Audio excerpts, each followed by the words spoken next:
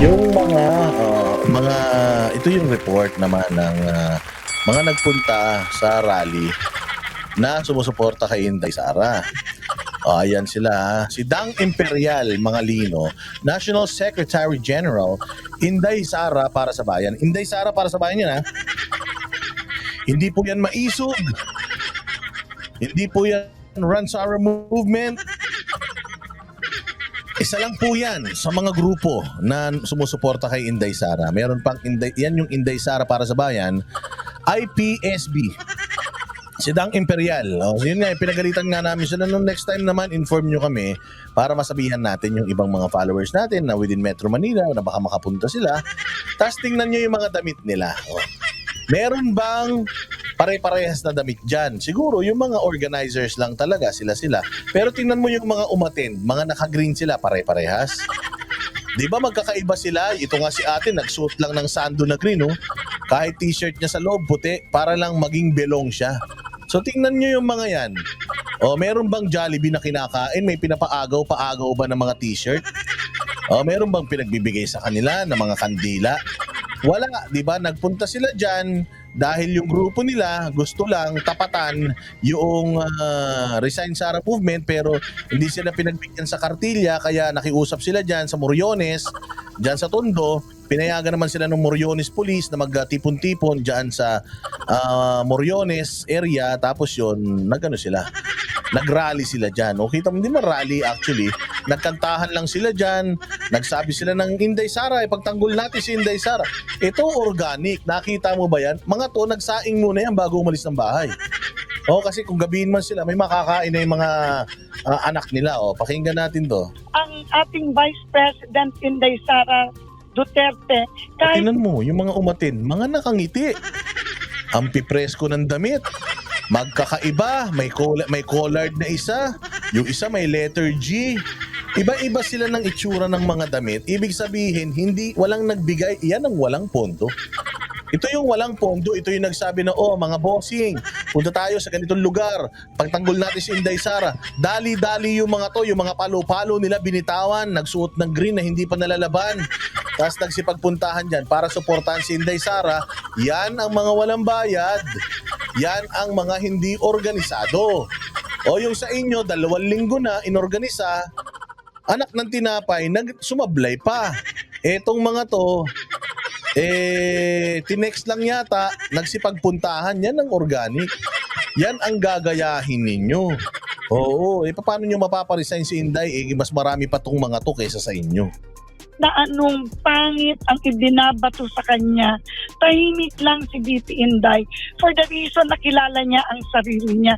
Paulit-ulit kong sinasabi, she's a woman of principle, a woman of integrity. Naman pala si Inday Sara pala ang woman of principle. Teacher lang yung isa nagsasalita. Siya pala ay woman of principle. Hindi, principle. Principle. Kasi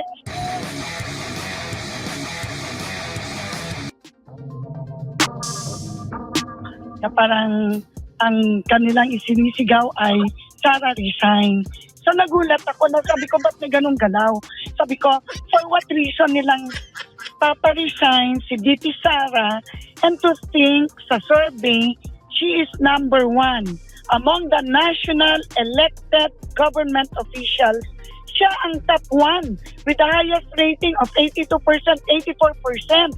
So there's no valid ground for her to be removed in her office, considering that she's doing very well in her being the Vice President, being the Secretary of the Department of Education.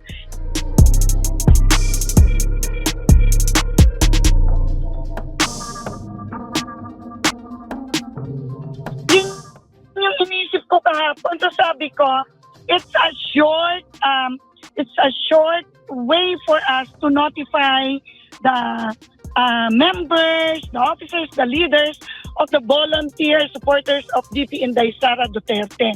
Pero inisip ko na, sabi ko, nandyan lang ang mga supporters. So hindi ako talaga nagdalawang isip. Sabi ko, itutuloy ko ang galawan. Which we decided dito sa Bonifacio shrine. Ang akala ko at first, it was it was Freedom Park. Hindi pala siya Freedom Park.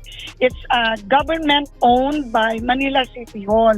So, nung pumunta ako kaninang umaga, syempre, dadaanin pa rin natin sa tama. I went there to secure supposedly a permit. Ang sabi nila, Miss Dang, ang working permit po is 5 days po siya. So, short notice talaga. Hindi aabot yon. So, sabi ko, ano naman po siya it's parang, it's Freedom Park. Baka naman po pwede kami. Sabi naman nung tourism nila office, it's not a Freedom Park at may mga schedule. Yan, so nakita nyo. Hindi ba yan yung mga nagpunta dito sa rally ni Inday Sara? Tingnan naman natin kung gaano kadami yung yung kanilang kinukutya. Yung kanilang kinukutya na mga dito sa yun ayan. Yung KOJC, yung rally ng KOJC dito sa dito sa Liwasang Bonifacio nung nakaraan. Tingnan natin yung kanilang Jericho March. Yung Jericho March ng KOJC. Ito KOJC pa lang to Supporters pa lang to and members ni Pastor Kibuloy. Hindi pa ni Inday Sara Pastor Kibuloy lang to. Tingnan ninyo. Ayan yung kanilang Jericho March. Tingnan nyo kung gaano karami. Ito yung pinagtatawanan nila, pero tingnan nyo sa kanila wala nagpunta. Dito, tingnan nyo kung gaano karami.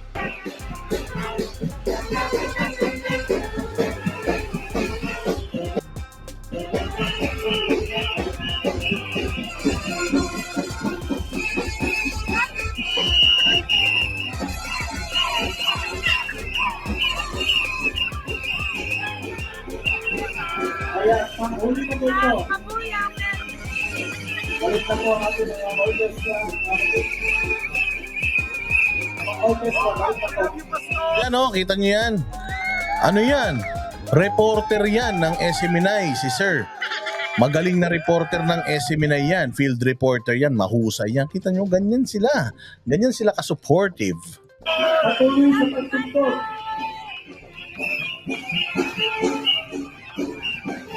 Alam mo tawag dyan, well-organized. Ang tawag dyan, well-prepared. Lahat ng gamit dyan, gamit nila yan. Walang nirentahan.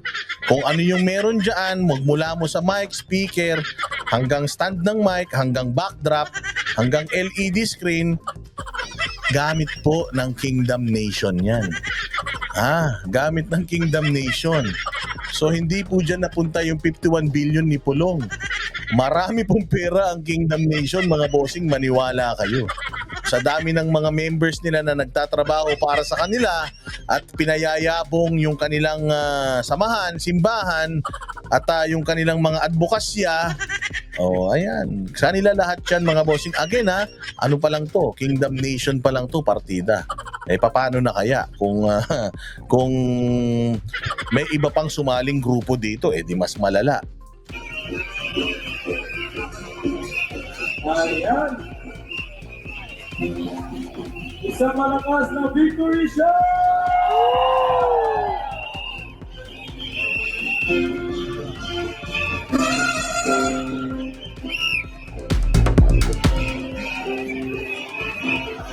Ganyan ang rally. Yung mga organizer.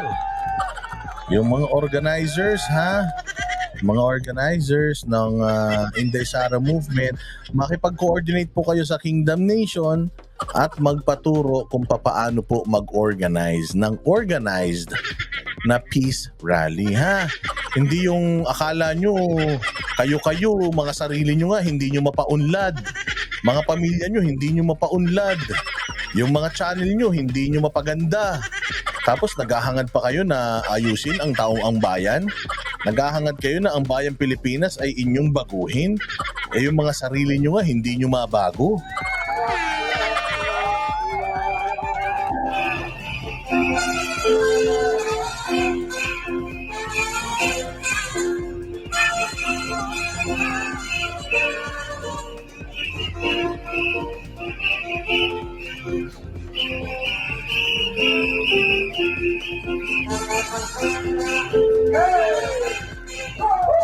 Esmeralda Basay, thank you very much. God bless you.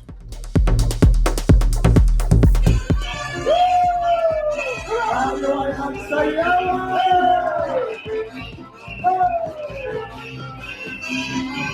Tayo ay magdiwang!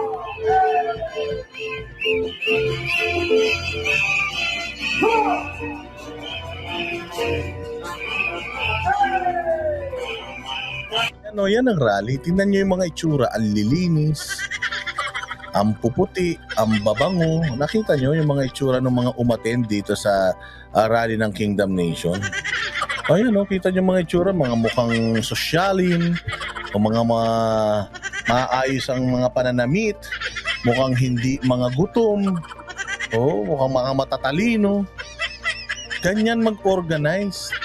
Ganyan ano ng mga rally-rally. Hindi yung naisip nyo lang, tara, magano tayo, mag-rally tayo, mag-conduct tayo ng rally, tapos lansiin natin yung ating mga followers para magpadala yung iba ng mga pambili ng t-shirt, pampakain, pambili ng kandila, tapos hati-hati tayo sa kita.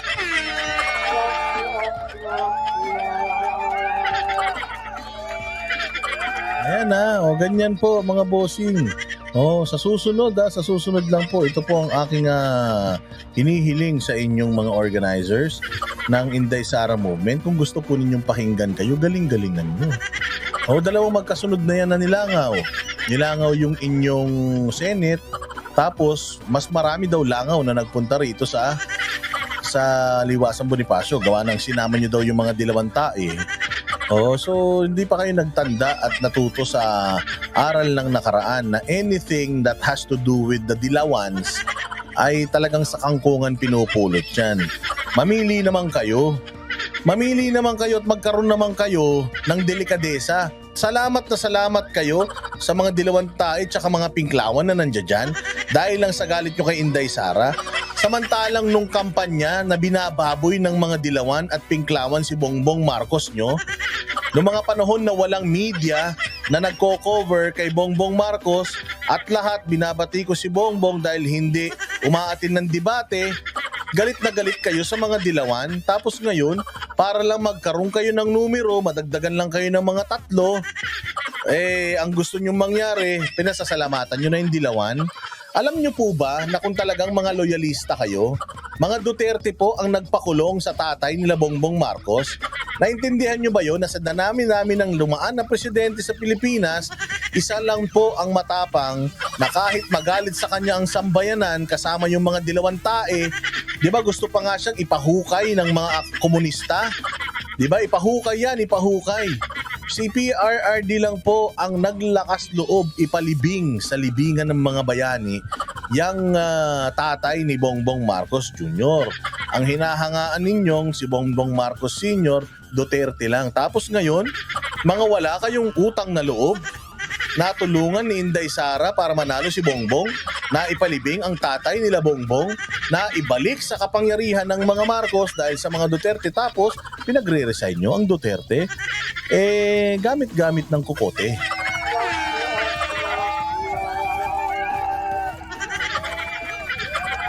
Sinabi ko ba pinakulong? Pinalibing. Sabi ko nagpalibing. Hindi, syempre kapag ninilibing ka doon sa ilalim, makukulong ka na doon. Di ba? Love ko to. Makukulong ka na doon. Syempre, nilibing ka na doon, hindi ka na makakalabas. Makukulong ka na doon sa loob ng libingan.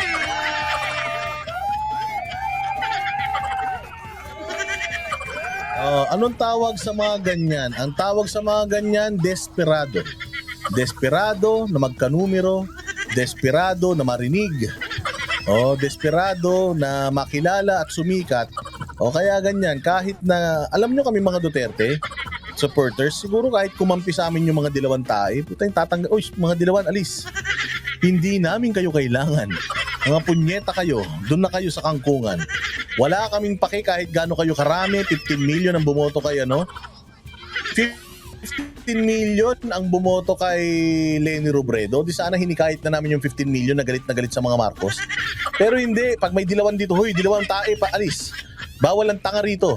Ganyan kami mga Duterte, ayaw namin mahaluan kami ng mga gunggong. Pero kayo, niyakap ninyo ang mga dilawang tae, ibig sabihin, desperado na kayo. Ibig sabihin, kakainin nyo yung tae nyo, yung suka ninyo, yung nang-ape sa Bongbong Marcos nyong pinakamamahal, yung mga nambalahura sa mga Marcos sa loob ng 30 plus years, kakampi nyo na ngayon, anong tawag sa inyo? Nakakadiri kayo.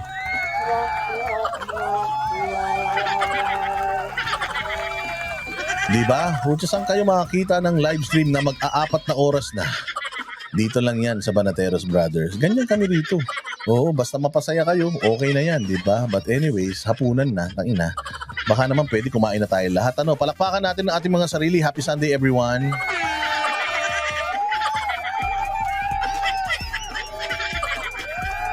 Oh, sabi nito, mag-abogado ka, lahat nalulusot mo. Hindi ba tama naman? Nilibing mo siya. Oh, makakatakas pa ba yun? Eh, mas masaul pa sa libingan yun ay sa kulungan yung libingan. Hindi ka na makakatakas doon. Ganyan talaga. Sabi ko sa inyo, pag matalino, kahit ano, kayang lusutan yan.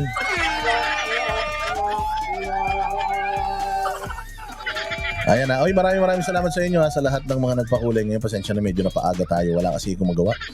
O, gawa na magra-ride nga sana ako, umulan naman. Pero titingnan ko ngayon, baka ngayon na lang ako mag-ride kahit gabi na. Oo, para lang mawala ang ating stress. So, linggo na ngayon kaya baka naman siguro pwede na ako hindi mag-live mamayang gabi, no? Mahaba na to, 3 hours and 38 minutes, no? Pag nag-live pa ako nito mamaya, sobrang talino ko na nun, di ba?